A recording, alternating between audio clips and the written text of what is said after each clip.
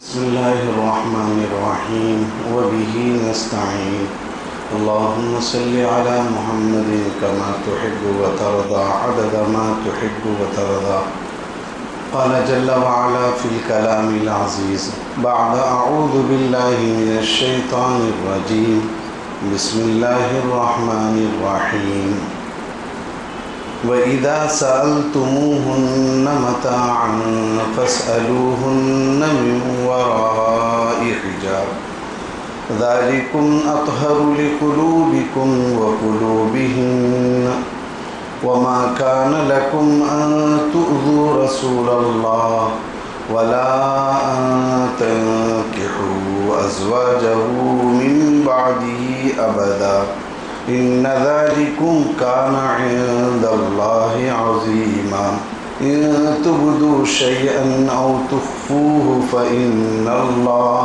فإن الله كان بكل شيء عليما صدق اللہ العظیم۔ محترم بزرگوں اور دوستوں، 2-3 جمعوں سے تفسیر میں حضور علیہ السلام کی ازواج مطہرات اور بنات طاہرات اور بنین کرام کے بارے میں تفصیل سے بات آئی۔ یہ وَأَزْوَاجُهُ أُمَّهَاتٌ کے تفسیر کے تحت یہ باتیں آپ کو بتائی گئی۔ جب آپ لوگوں کے سامنے حضور علیہ السلام کے بیویوں کا تذکرہ، ازواج مطہرات کا تذکرہ آ گیا، بنات طاہرات کا یعنی حضور صلی اللہ علیہ وسلم کے بیٹیوں کا تذکرہ آ گیا اور بیٹوں کا تذکرہ بھی آ گیا، نواسوں کا اور نواسیوں کا بھی تذکرہ آ گیا۔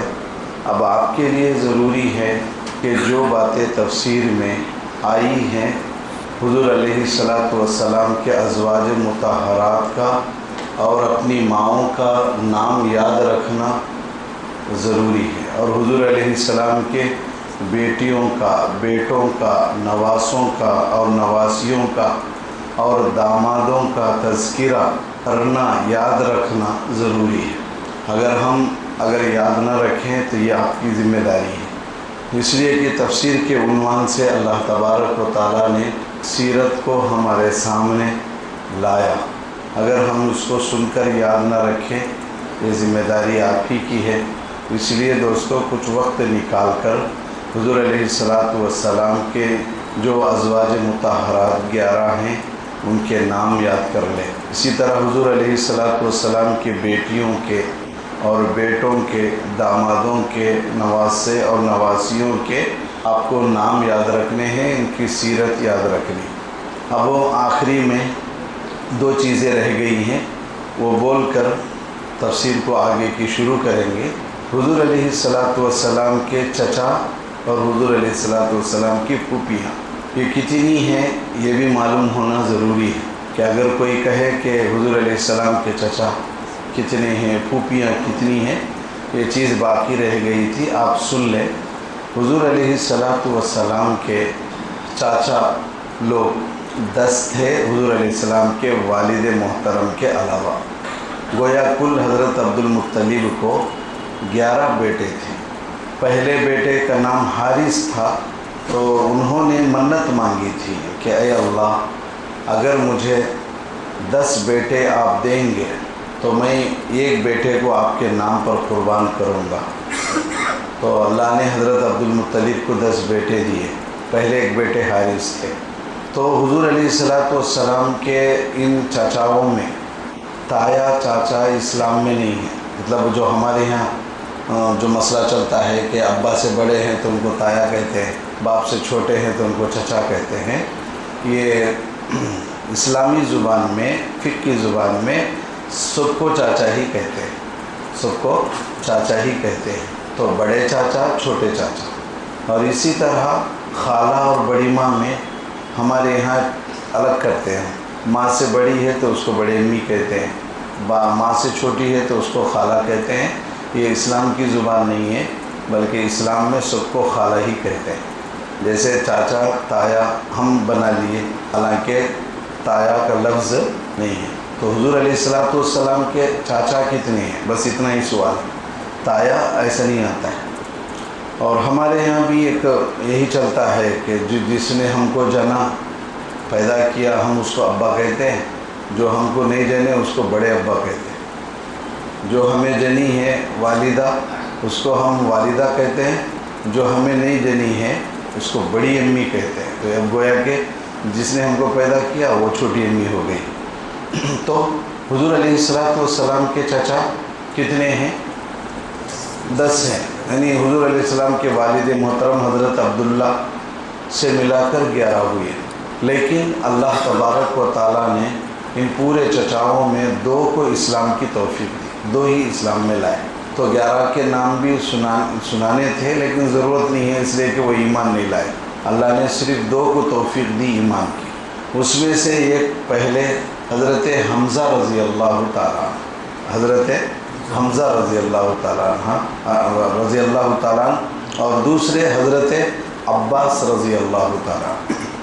یہ 2 کو اللہ نے ایمان کی دولت دی۔ ایک تو حضور علیہ السلام کے والد ہیں حضرت عبداللہ اور حضرت حمزہ رضی اللہ تعالیٰ، حضرت عباس رضی اللہ تعالیٰ اور حضرت ابو طالب حضرت علی کے ابا رضی اللہ عنہ کے۔ اب اس کے بعد ابو لہب بھی ایک چچا ہے، اس کے بعد حارث ہیں، زرار ہیں، مقیم ہیں، بہت ہیں لیکن ایمان نہیں لائے۔ حضرت ابو طالب بھی ایمان نہیں لائے، اللہ نے ان کو ایمان کی دولت سے کیا مصلحت تھی معلوم نہیں دور رکھا، ٹھیک ہے۔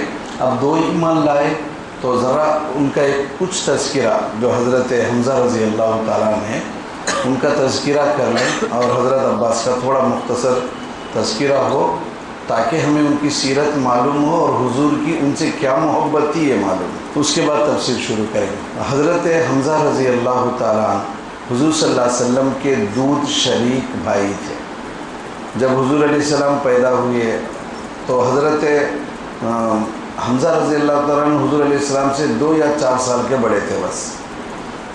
ابو لہب کی ایک باندی نے حضور صلی اللہ علیہ وسلم کو دودھ پلایا، صوبیہ بول کر ہم بولتے ہیں، تو بعض کتابوں میں اس کا نام دوسرا لکھا ہے سویبہ۔ تو برحال یہ باندی نے حضور علیہ السلام کو بھی دودھ پلایا، یہ ابو لہب کی باندی تھی۔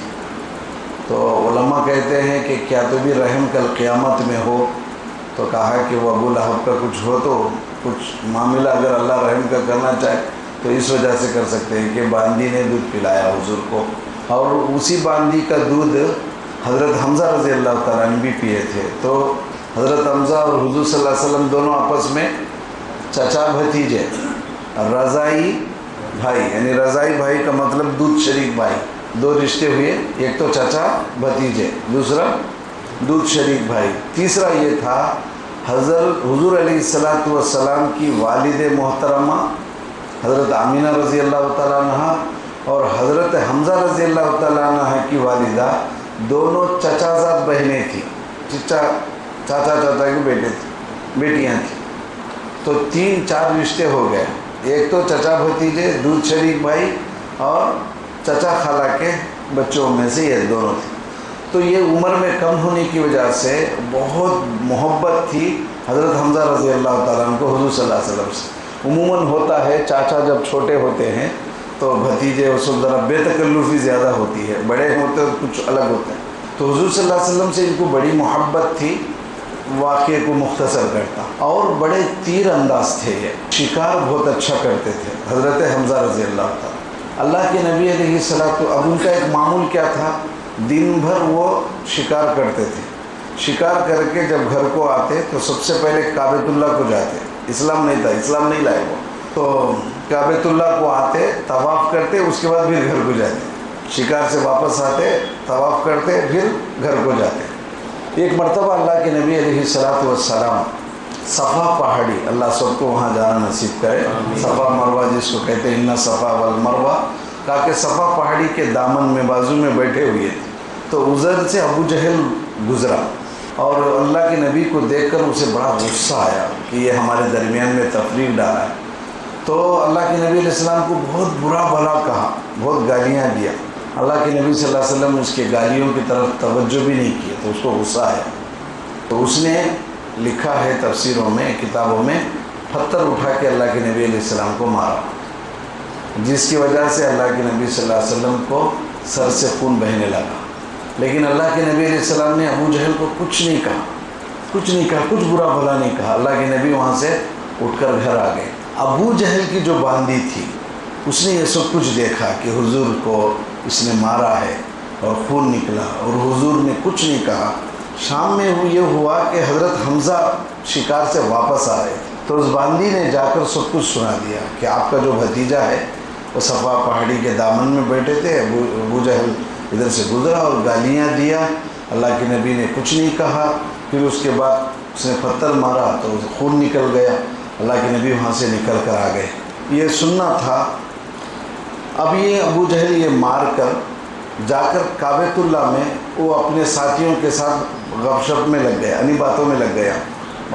حضرت حمزہ رضی اللہ تعالیٰ جب باندی کی یہ بات سنے، شکار سے واپس آئے تھے، ان کا ایک معمول تھا وہ کعبۃ اللہ کا طواف کیے بغیر کوئی کام نہیں کرتے تھے، تو انہوں نے کعبۃ اللہ کا طواف کیا، طواف کر کے سیدھا ابو جہل کے پاس گئے، وہ باتیں کر رہا تھا، اس کے پاس جا کر سیدھا کمان لے کر اس کے سر پہ ایسے زور سے مارا، اس کا سر پھٹ گیا، خون بہنے لگا اس کا بھی۔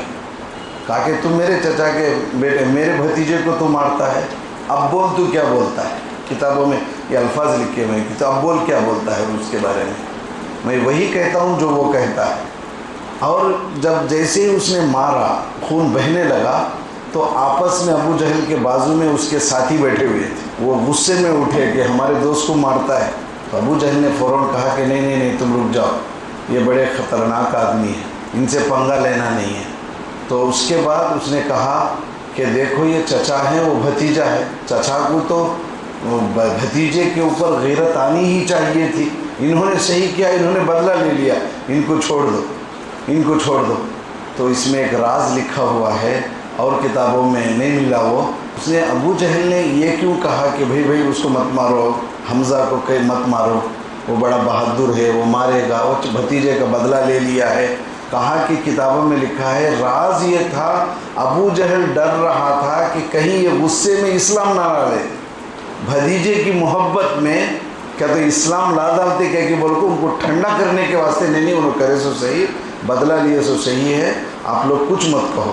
اس کے دل میں ڈر تھا کہ کہیں بھتیجے کی محبت میں اسلام قبول نہ کر لے، اس لیے کہ حضرت حمزہ بڑے بہادر تھے اور نشانہ ان کا بڑا تیز تھا، لوگ کفار ان سے ڈرتے تھے۔ خیر یہ ہو گیا تو ابو جہل نے کہا کہ جی آپ جائیے، آپ لے جائیں، تشریف لے جائیں۔ تو حضور علیہ السلام کے پاس حضرت حمزہ آئے اور کہا آ کر اللہ کے نبی صلی اللہ علیہ وسلم سے، بھتیجے میں تم کو ایک بات کہتا ہوں، تم خوش ہو جاؤ گے، میں نے تمہارے دشمن کا بدلہ لے لیا ہے، اس کو تم سے زیادہ مار دیا ہوں، آپ خوش ہو جاؤ، میں نے بدلہ لے لیا ہے۔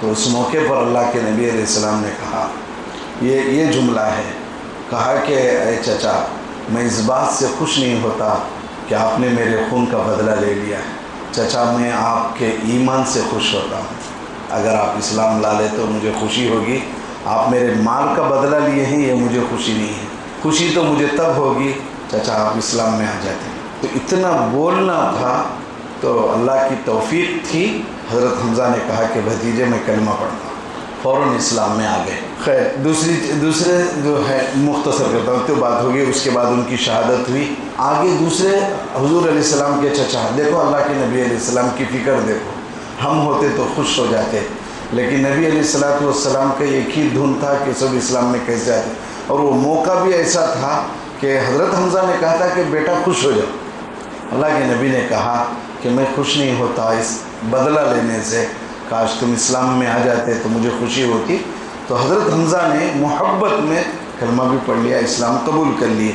پھر اس کے بعد ان کی شہادت ہے، اللہ کے نبی علیہ السلام نے ان کو سید الشہداء کا لقب دیا، جتنے قیامت تک شہید ہوں گے ان کے سردار ہوں گے وہ۔ خیر حضرت عباس رضی اللہ تعالیٰ نے بھی فتح مکہ سے پہلے اسلام میں آئے، حضور صلی اللہ علیہ وسلم کے چچا، لیکن یہ اتنی آپ کی قدر کرتے تھے، ایک عجیب جملہ ہے، یہ 2 سال کے بڑے تھے اللہ کے نبی صلی اللہ علیہ وسلم سے، حضرت عباس رضی اللہ تعالیٰ، تو لوگ ان سے پوچھتے کہ بھئی آپ بڑے ہیں یا حضور بڑے ہیں؟ تو حضرت عباس رضی اللہ تعالیٰ عنہ بڑی پیاری بات کہتے تھے، ان کا جملہ یہ ہوتا تھا کہ ہوا اکبر، وہ مجھ سے بڑے ہیں، کون؟ کون؟ حضور صلی اللہ علیہ وسلم مجھ سے بڑے ہیں. یہ اور بات ہے کہ میں پہلے پیدا ہوا. یہ حضرت عباس رضی اللہ تعالیٰ عنہ حضور کی محبت میں یہ کہتے تھے کون بڑے ہیں؟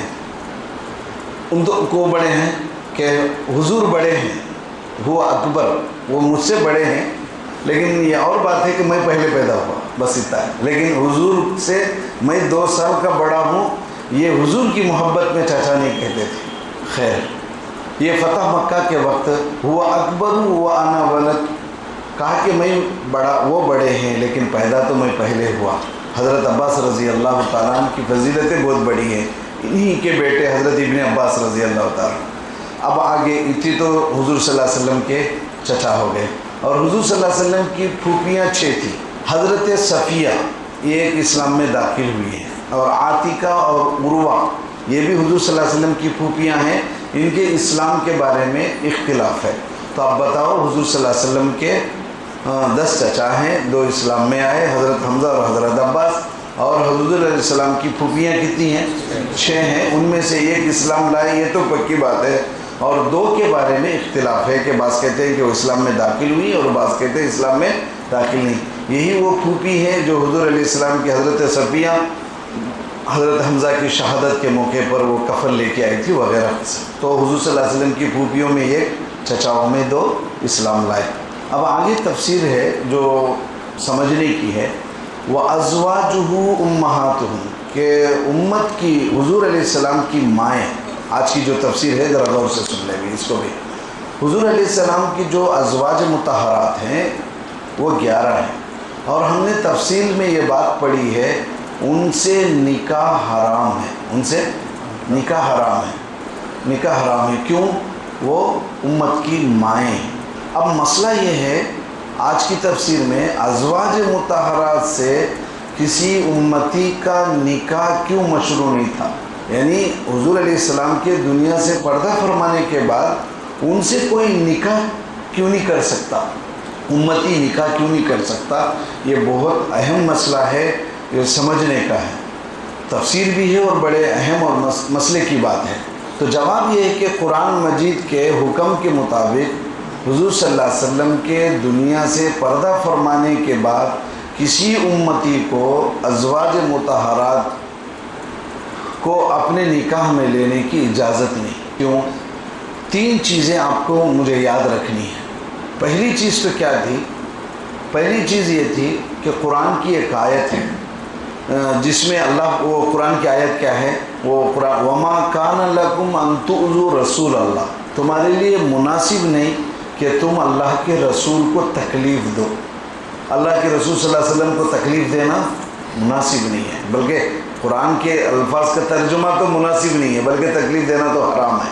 وَلَا أَن تَنْكِحُوا أَزْوَاجَهُ مِن بَعْدِهِ أَبَدًا، قرآن کہتا ہے کہ تم ان کی بیویوں سے نکاح نہ کرو ہمیشہ کے واسطے ان کے دنیا سے جانے کے بعد. یہ کون کہہ رہے ہیں؟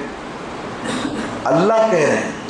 اللہ کہہ رہے ہیں کہ تم کیوں نبی کو تکلیف دینا حرام ہے.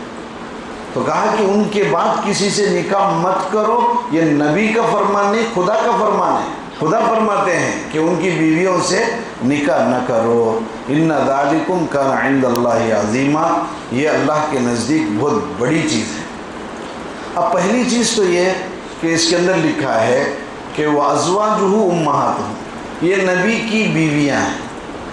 اس اعزاز کی بے حرمتی سے بچانے کے لیے اللہ نے کہا کہ نبی کی بیویوں سے کوئی نکاح نہیں کر سکتا. اللہ نے ان کو وَأَزْوَاجُهُ أُمَّهَاتُهُمْ، یہ امت کی مائیں ہیں. ایک لقب، ایک ٹائٹل اللہ نے دیا ان کو نبی کے زوجیت میں آنے کی وجہ سے. اگر کوئی دوسرا نکاح کرتا ہے تو ماں باقی نہیں رہتی ہے، ماں باقی نہیں ہوتی ہے، وہ اعزاز ختم ہو جاتا ہے. حضور کے جانے کے بعد ان کی بیویوں کا اعزاز جو اللہ نے دیا ہے وہ ختم ہو جائے گا. تو اس وجہ سے بھی اللہ نے ایک کہا اپنے بندوں سے، نبی صلی اللہ علیہ وسلم کی امت سے کہا اس اعزاز کی بے حرمتی سے بچانے کے لیے یہ حکم دیا گیا. اور پھر فرمایا کہ اس میں آپ علیہ السلام کی عظمت و احترام کا پہلو ہے کہ اگر حضور علیہ السلام کی بیویوں سے کوئی نکاح کر لے تو عظمت و احترام کا باقی رہتا ہے. وہ عورتیں پوری امت کے لیے نسبی ماؤں سے بڑھ کر ماں ہیں. یعنی وہ حضور صلی اللہ علیہ وسلم کی ازواج مطہرات پوری امت کے لیے نسبی یعنی جو ماں جنی ہے اس سے بھی زیادہ ان کا مقام ہے۔ یہ 3 باتیں آپ کو یاد رکھنی ہیں۔ یہ جو کیوں نکاح حرام ہے، اگر کوئی سوال کرے تو آپ کو یہ 3 باتوں کا جواب آپ کو دینا ضروری ہے۔ کیا ہے کہ بھئی معلوم نہیں، ایسا نہیں ہے۔ ایک تو پہلی بات ہمیں جو ذہن میں رکھی، اللہ خود کہہ رہے ہیں کہ نبی کو تکلیف مت دو اور ان کی بیویوں سے ان کے بعد نکاح نہ کرو۔ یہ تو ہے کیوں نکاح، اب اللہ کی یہ بات ہے تو اس کی حکمت کیا ہے، تو اس کی حکمت میں یہ 3 باتیں رکھنا۔ پہلی بات کیا، وازواجہ امہاتہم، ان کی بیویاں ہیں، تو یہ جو لقب ہے، جو احترام ہے، نکاح اگر جائز ہوتا تو یہ احترام ختم ہو جاتا نبی کی جو نسبت سے۔ دوسری بات یہ تھی، مسلمان عورت کا نکاح جنت میں اسی مرد سے ہوگا جو دنیا میں اس کا آخری شوہر ہوگا۔ دوسری حکمت بتا رہے ہیں، اب ایک عورت کو 2 مرد ہو گئے، پہلا مرد طلاق دے دیا یا گزر گیا تو دوسرے سے اس کا نکاح ہوا۔ اب جنت میں جب یہ آدمی جنت میں جائے گا، وہ عورت بھی نیک ہونے کی وجہ سے جنت میں جائے گی تو اس کو جہاں 70 حوریں ملیں گی تو اس کی رانی کہا کہ جو زوجہ کو بنایا جائے گا، بیوی کو، تو یہ کس شوہر کے ساتھ رہے گی؟ اب اس کا نکاح 2 شوہر سے ہوگا، یا تو کہ ایک پہلا مر گیا طلاق ہو گئی، دوسرا اس نے نکاح کر لیا، اب جنت میں دونوں بھی جنتی بن گئے۔ کون؟ پہلا شوہر بھی جنت میں آیا، دوسرا شوہر بھی جنت میں آیا، یہ بیوی بھی نیک کاموں کی وجہ سے جنت میں آ گئی، تو اب یہ کس کی بیوی رہے گی؟ تو مسئلہ یہ ہے کہ وہ دوسرا جو آخری شوہر ہے اس کے ساتھ اس کا حشر ہوگا۔ حضرت حذیفہ رضی اللہ تعالیٰ نے اپنی بیوی سے کہا کہ اگر تم چاہتی ہو کہ جنت میں بھی تم میری بیوی بن کے رہو تو میرے مرنے کے بعد کسی سے نکاح نہیں کرنا۔ دوستو یہ اس میں مسائل ہیں، تفصیل میں آپ گئے بغیر میں آپ کو ایک بات بتاتا ہوں۔ یہ ایک جوان عورت ہے، اگر اس کا شوہر گزر گیا ہے، اب وہ یہ چاہتی ہے کہ میں اسی شوہر کے ساتھ جنت میں رہنا ہے، اس لیے میں دنیا میں نکاح نہیں کروں گی، ایسے ہی رہے گی، تو پھر اس کی عزت کی اور عفت کی حفاظت مشکل ہو جاتی ہے۔ یہ اور مسئلہ ہے، وہ اور مسئلہ ہے، ٹھیک ہے۔ اب دیکھو جب یہ چیز ہے تو یہ دنیا کی طرح جنت میں بھی آپ کی نکاح، اب اگر اللہ کے نبی علیہ السلام کے بعد یہ کسی اور کے نکاح میں ہوتی تو بتاؤ یہ جنت میں کس کے ساتھ ہوتی؟ بولو بھائی، اگر حضور علیہ السلام کی ازواج مطہرات ہے، حضور کے بعد کسی اور کے نکاح میں جاتی تو جنت میں کس کے ساتھ ہوتی؟ دوسرے شوہر کے ساتھ ہوتی۔ تو ان کو جو لقب دیا گیا مائیں ہیں، تو یہ دنیا میں ملے، آخرت میں ان کو نصیب نہیں ہے۔ تو اللہ نے اس چیز کو بچانے کے لیے کہ ان کا نکاح دنیا سے لے کر آخرت تک ان کا نکاح باقی ہے، یہ بتانے کے لیے۔ اور دوسری بات اس میں اور ایک چیز بھی ہے، حضرت ختیجہ کے 2 نکاح ہوئے، آخری نکاح حضور علیہ السلام سے ہوا، تو جنت میں وہ کیا ہوں گی؟ اب حضور صلی اللہ علیہ وسلم کی حضرت عائشہ کے علاوہ 100 عورتیں بیوہ ہی تھیں، تو ان کے پہلے شوہروں کے ساتھ وہ نہیں ہوگی، حضور علیہ السلام کے ساتھ ہوگی۔ تو یہ اعزاز بخشنے کے لیے اللہ نے امت پر ازواج مطہرات کو حرام کیا۔ اور تیسری چیز جو بہت اہم ہے وہ یہ ہے، حضرت مفتی شفیع صاحب رحمۃ اللہ علیہ فرماتے ہیں کہ حضور اپنے قبر میں باحیات ہیں، حضور علیہ السلام اپنے قبر میں باحیات، قبر مبارک میں باحیات ہیں، زندہ ہیں۔ باحیات کا تو حیات النبی کا عقیدہ رکھنا چاہیے کہ اللہ کے نبی علیہ السلام اپنی قبر میں باحیات ہیں، ٹھیک ہے، زندہ ہے۔ اب بتاؤ کسی کا شوہر زندہ ہو تو اس سے کوئی دوسرا نکاح ہو سکتا ہے؟ نہیں ہو سکتا ہے۔ اچھا، حضور علیہ السلام اپنے قبر میں باحیات ہیں، روضے پہ جاتے ہیں تو لوگ کیا کہتے ہیں؟ الصلاۃ والسلام علیک یا رسول اللہ، اے اللہ کے رسول۔ تو جب اے کہ تو سامنے والے کو اے بولتے ہیں، دور والے کو اے کیسا بول سکتے ہیں؟ تو اللہ کے نبی باحیات ہے، زندہ ہے تو چنا اے بول کر بلاتے، تو اسی لیے یا اللہ بول سکتے، یا محمد نہیں بول سکتے۔ کیا بولو؟ یا اللہ بول سکتے، کیوں؟ اللہ ہر جگہ حاضر اور ناظر ہے، اللہ کے نبی مدینے میں روضے میں ہی ہیں، تو یا محمد نہیں بول سکتے، یا رسول اللہ نہیں بول سکتے۔ میں ایک اشارہ کرتا ہوں، یا اللہ بول سکتے، یا محمد یا رسول اللہ نہیں بول سکتے، روضے کے سامنے بول سکتے ہیں الصلاۃ والسلام علیک یا رسول اللہ یا حبیب اللہ، یہ جو کچھ بھی ہے وہ روضے کے سامنے بول سکتے ہیں۔ حضرت ابو ہریرہ رضی اللہ تعالیٰ عنہ کی روایت ہے جس میں آپ علیہ السلام نے فرمایا تم درود پڑھتے ہو تو وہ درود مجھے پہنچایا جاتا ہے، اور کس نے پڑھا اس کے باپ کے نام کے ساتھ پہنچایا جاتا ہے۔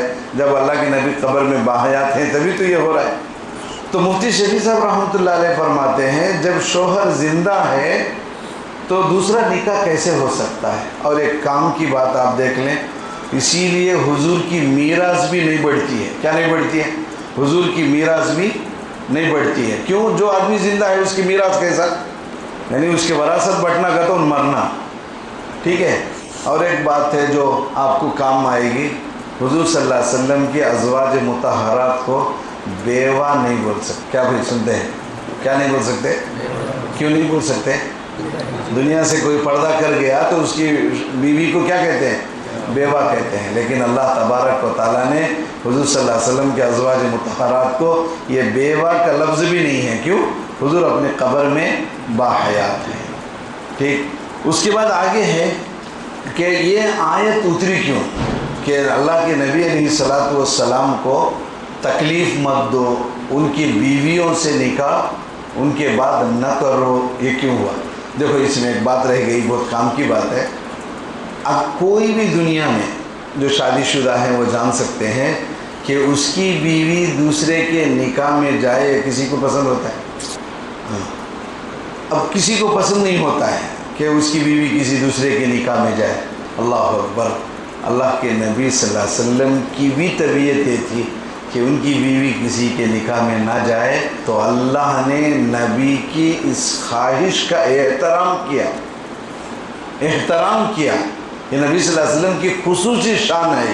اللہ نے، حالانکہ مرنے کے بعد تو کسی کے ہوتے، لیکن اللہ نے جو نبی کی یہ طبیعی خواہش تھی کہ ان کی زوجہ کسی اور کے ساتھ نہ، مطلب دوسرے کی نکاح میں نہ جائے، اللہ نے اللہ کے نبی کی اس خواہش کو پورا کیا اور کہا کہ امت کی مائیں حضور کے بعد بھی حرام ہیں۔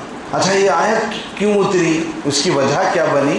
تفسیر میں ہے کہ حضرت ابن عباس رضی اللہ تعالیٰ عنہ فرماتے ہیں طلحہ بن عبید اللہ، نام بولو، طلحہ بن عبید اللہ کے متعلق یہ آیت نازل ہوئی، وَلَا أَن تَنْكِحُوا أَزْوَاجَهُ مِن بَعْدِهِ أَبَدًا۔ یہ کیوں نازل ہوئی؟ انہوں نے کہا تھا کہ میں آپ صلی اللہ علیہ وسلم کے دنیا سے پردہ کرنے کے بعد میں حضرت عائشہ سے نکاح کروں گا۔ انہوں نے یہ کہا تھا طلحہ بن عبید اللہ رضی اللہ عنہ، لیکن ان کو اس کا اندازہ نہیں تھا جب تک یہ آیت نہیں ہوئی تھی۔ تو انہوں نے کہا تھا کہ میں حضور کے بعد حضرت عائشہ سے میں نکاح کروں گا۔ طلحہ نے کہا تھا کہ وہ ہمارے چچا کی لڑکیوں سے پردہ کرنے کو کہتے ہیں، چچا کی لڑکی سے پردہ ہے، آج ہم جو نہیں کر رہے ہیں وہ ہم ذمہ دار ہیں اس کے۔ انہوں نے طلحہ بن عبید اللہ نے کیا کہا؟ یہ ہمارے چچا کی لڑکیوں سے ہمیں پردہ کراتے ہیں، سبب کچھ مسئلہ ہوا تو ان کی بیویوں سے ہم نکاح کریں گے، یہ کہنا تھا۔ تو قرآن کی یہ آیت نازل ہوئی۔ اس کے بعد آگے لکھا ہے ابن عباس رضی اللہ تعالیٰ کہ ایک مرتبہ آپ صلی اللہ علیہ وسلم کے کسی بیوی سے ایک آدمی ایک جگہ کھڑے ہو کر بات کر رہا تھا، تو حضور علیہ السلام نے اس کو دیکھ لیا۔ یہ شخص ان کی بیوی کے چچا کا لڑکا تھا، یعنی اللہ کے نبی صلی اللہ علیہ وسلم کی ایک بیوی، اس کا تذکرہ نہیں ہے، ایک بیوی سے ایک لڑکا بات کر رہا تھا۔ وہ کون تھا؟ وہ حضور صلی اللہ علیہ وسلم کے بیوی کے چچا کا لڑکا تھا۔ تو اللہ کے نبی صلی اللہ علیہ وسلم نے فرمایا، دیکھ لیا اللہ کے نبی علیہ السلام کہ ایک زوجہ بات کر رہی ہے لڑکے سے، تو اللہ کے نبی علیہ السلام نے کہا کہ آج کے بعد اس جگہ کبھی نہیں کھڑے ہونا۔ اللہ کے نبی علیہ السلام نے کہا اس کے بعد اس جگہ کبھی نہیں کھڑے ہونا۔ تو اس نے کہا کہ یہ میرے چچا کی لڑکی ہے اس لیے میں بات کر رہا ہوں، حضور صلی اللہ علیہ وسلم سے کہا۔ تو حضور علیہ السلام نے کہا خدا کی قسم اس نے کہا، قسم کھا کے کہا، قسم بخدا میں نے اس سے کوئی بری بات نہیں کہی، قسم بخدا اس نے مجھ سے کوئی بری بات نہیں کہی۔ اس آدمی نے اللہ کے نبی علیہ السلام سے کہا، وہ میرے چچا کی بیٹی ہے، خدا کی قسم میں نے اس سے کوئی بری بات نہ کہی، نہ وہ مجھ سے کوئی بری بات کہی۔ آپ صلی اللہ علیہ وسلم نے فرمایا اللہ سے زیادہ کوئی غیرت مند ہے؟ اللہ کیا کہتے ہیں؟ وَإِذَا سَأَلْتُمُوهُنَّ مَتَاعًا فَاسْأَلُوهُنَّ مِنْ وَرَاءِ حِجَابٍ، تم نبی کی بیویوں سے کوئی چیز مانگنا ہو تو پردے کے آنٹ سے مارو۔ اللہ خود غیرت کر رہے ہیں کہ نبی کی بیویوں سے بات مت کرو، تو اللہ سے زیادہ اللہ بڑے غیرت مند ہے۔ اور اس کے بعد حضور نے کہا کہ میں بھی بڑا غیرت والا، چچا کی بیٹی سے پردہ ہے، یہی تو بڑا مسئلہ ہے۔ لیکن ہمارے یہاں یہ رواج نہیں ہے، ہم اس کو بھان سمجھتے ہیں اور بغیر پردگی کی زندگی گزارتے ہیں۔ جو گزار رہے ہیں یا تو اس سے توبہ کر لیں، باز آ جائیں، یا نہیں تو آپ خود ذمہ دار ہیں۔ آپ علیہ السلام نے کہا کہ میں بھی بڑا غیرت والا ہوں۔ وہ شخص چلا گیا اور جانے کے بعد کہا میری چچا کی بیٹی سے بات کرنے سے روکتے ہیں۔ اس نے کیا کہا؟ میری چچا کی بیٹی سے بات کرنے سے روکتے ہیں، ان کے دنیا سے جانے کے بعد اس سے میں نکاح کر لوں گا۔ اس نے یہ کہا تھا، تو اس پر یہ آیت نازل ہوئی کہ تم نبی کی بیویوں سے نکاح نہیں کر سکتے۔ دیکھو چچا کی بیٹی سے منع کرے بولے تو حضور کہیں کو کرے کو کوئی اشکال ہو سکتا تھا، لیکن اللہ بول دیے کہ نہیں تم ان سے نکاح نہیں کر سکتے۔ تو اللہ نبی کے ہر بات پر جواب دیتے ہیں۔ کیا محبت ہے نبی صلی اللہ علیہ وسلم سے اللہ کو۔ کوئی مسئلہ آ گیا تو فوراً آیا تھا، اللہ فرماتے کہ تم نکاح نہیں کر سکتے۔ اس کے بعد وہ آدمی گیا، جب یہ آیت نازل ہوئی ہے، حضرت عباس رضی اللہ تعالیٰ عنہ فرماتے ہیں کہ جب اس کو یہ معلوم ہوا تو اس شخص نے اپنی زبان سے نکلے ہوئے الفاظ کے اوپر بہت پچھتایا، غلام آزاد کیا اور 10 اونٹ اللہ کے راستے میں دیے، اور اس کی بولے سے اس کو پیدل حج کو گیا۔ اب وہ کون ہے اس کا نام کا تذکرہ تفسیروں میں نہیں ہے، پیدل حج کیا۔ یہ حکم، اچھا اب یہ آخری بات ہے، یہ حکم ان بیویوں کے لیے ہے جو اللہ کے نبی علیہ الصلوۃ والسلام دنیا سے جاتے وقت باحیات گھر میں رہی ہوں۔ 3 عورتیں ایسی بھی ہیں جس کو اللہ کے نبی علیہ السلام نے نکاح کیا، ان کو طلاق بھی دے دی، یا وہ خود حضور کے نکاح سے نکل گئی، تو وہ امت کی مائیں نہیں ہیں۔ کیا بولو؟ جو حضور صلی اللہ علیہ وسلم دنیا سے جاتے وقت جو ازواج مطہرات باحیات تھیں، وہی عورتیں امت کی مائیں ہیں، ان سے نکاح حرام ہے۔ اللہ کے نبی علیہ السلام نے 2-3 سے نکاح کیا، ان کو طلاق دے دی، یا وہ لوگ خود کہے کہ ہم آپ کے ساتھ نہیں رہنا چاہتے، تو کہا کہ وہ حضور کی بیویاں شمار نہیں ہوتی ہیں، ان سے نکاح کرنا جائز، یہ اصول ہے۔ ایک مرتبہ یہ ہوا کہ قیلہ بنت اشعث، یہ حضور علیہ السلام کی ملکیت میں تھی، نام یاد رکھو، اب وہ ازواج مطہرات تو یاد ہے۔ قیلہ بنت اشعث یہ ایک عورت ہے، ان سے اللہ کے نبی علیہ السلام نکاح کیے۔ ان کے انتقال کے بعد حضرت اکرمہ رضی اللہ عنہ، ابو جہل کے بیٹا جو صحابی ہیں، انہوں نے نکاح کر لیا اس سے۔ تو یہ بات حضرت ابو بکر کے پاس آئی رضی اللہ عنہ کے پاس، انہوں نے کہا کہ بھئی یہ تو بہت برا کام ہوا ہے، حضور کے بیوی سے انہوں نے نکاح کر لیا ہے۔ تو حضرت عمر نے سمجھایا کہ اللہ اے امیر المومنین، یہ حضور کے نکاح میں آئی تو تھی، لیکن اس کی سختی اور اس کے قبیلے کی سختی کی وجہ سے اللہ کے نبی علیہ السلام نے اس کو واپس کر دیا۔ اللہ کے نبی نے اس سے پردے کا کوئی حکم نہیں، اس کے نکاح کے بارے میں کچھ اللہ کے نبی نے نہیں کہا۔ تب جا کر حضرت ابو بکر کو کچھ تسلی ہوئی۔ اس کے بعد اور ایک بیوی ہے عالیہ بنت ذبیان، اللہ کے نبی صلی اللہ علیہ وسلم یہ ایک شخص کے نکاح میں آئی، ان سے اولاد بھی ہوئی، لیکن یہ وہ عورت ہے جس کو اللہ کے نبی علیہ السلام نے نکاح کے بعد اس کے خواہش کے مطابق طلاق دے دی تھی۔ اور حضرت عمر کے زمانے میں اشعث بن قیس، حضرت عمر کی خلافت ہے، اشعث بن قیس نے مستعیزہ، نام بولو، مستعیزہ، اس سے نکاح کر لیا، جونیہ کلبیہ یہ نام ہے اصل، یہ حضور صلی اللہ علیہ وسلم نے ان سے نکاح کیا۔ حضرت عمر نے یہ اشعث بن قیس نے مستعیزہ سے نکاح کر لیا۔ حضرت عمر جلال آیا، غصہ آیا، اور کہا کہ ان کو بلا کے سنسار کرو، پتھر مارنے کا حکم دیا۔ جب حکم دے رہے تھے تو کسی نے کہا کہ حضرت یہ جو بیوی ہے جونیہ کلبیہ، یہ جو نام والی عورت ہے، اللہ کے نبی علیہ السلام نے ان کو اپنے نکاح میں لایا۔ اللہ کے نبی جب ان کو چھونے کے لیے چھوئے تو اس نے کہا میں اللہ سے آپ کی پناہ مانگتا ہوں۔ اللہ کے نبی علیہ السلام نے اپنے ہاتھ روک دیا اور کہا کہ چلتے رہو۔ تو یہ وہ عورت ہے۔ تو حضرت عمر نے کہا کہ ٹھیک ہے ہم اب اس کو کچھ نہیں کہہ سکتے. تو اب معلوم کیا ہوا، وہ بیویاں جو حضور کے انتقال کے وقت دنیا سے پردہ کرتے وقت آپ کے حیات میں رہی، وہی ازواج مطہرات ہیں.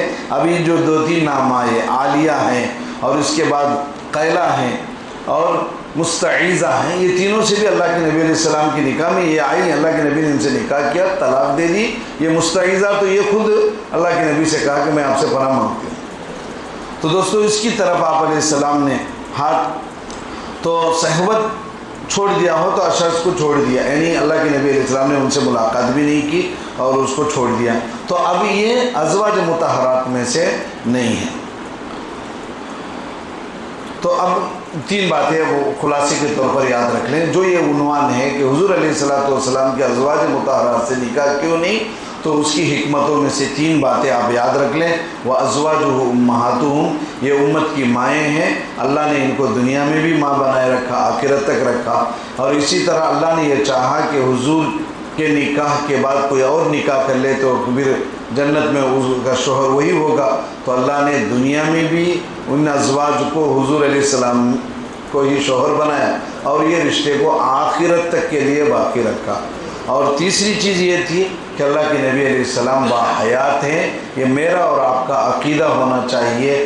جب باحیات ہیں تو پھر نکاح کی ضرورت نہیں ہے، باحیات ہیں تو آپ سے. اچھا، مفتی شیخی صاحب رحمۃ اللہ علیہ نے ایک بات بتائی کہ اللہ کے نبی علیہ السلام کا باحیات ہونا ایسا ہی ہے، ایک آدمی نکاح میں ہے، غائب ہے، یعنی گھر سے باہر کسی کام سے جا کر ہے، تو کیا بولیں گے؟ مہینہ ہوا انہوں جا کو کام میں گئے، سفر میں گئے، نوکری گئے. مثال کے طور پر ایک آدمی سعودی گیا، 2 سال سے ان گھر پہ نہیں ہے، تو یہ عورت نکاح میں ہے کہ نہیں؟ جو یہاں ہے وہ نکاح میں ہے نہیں. 2 سال سے سعودی میں ہے، نکاح میں ہے، نکاح میں ہے، لیکن شوہر نہیں ہے، کہتا کہ غائب ہے. تو حضرت مفتی شیخی صاحب رحمۃ اللہ علیہ نے فرمایا حضور کی مثال حیات میں ایسے ہی ہے. کہا کہ غائب ہیں اتنا ہی تو ہے. اللہ کے نبی علیہ السلام باحیات ہیں. تو یہ 3 چیزیں ہمیں یاد رکھنی ہیں. کوئی ہم سے اشکال کرے کہ حضور کی بیویوں سے نکاح کیوں حرام ہے، تو یہ 3 باتیں یاد رکھیں. اللہ اب تک کی جو سیرت بیان ہوئی ہے حضور علیہ السلام کی، ہمیں یاد رکھنے کی اور اس کے مطابق دشمنوں کو یا ہمارے جو سوال اسلام کے جو دشمن ہیں یا اسلام پہ اعتراض کرتے ہیں ان کے جواب ہمیں دینے کی، اس کی مدد سے اللہ توفیق عطا فرمائے.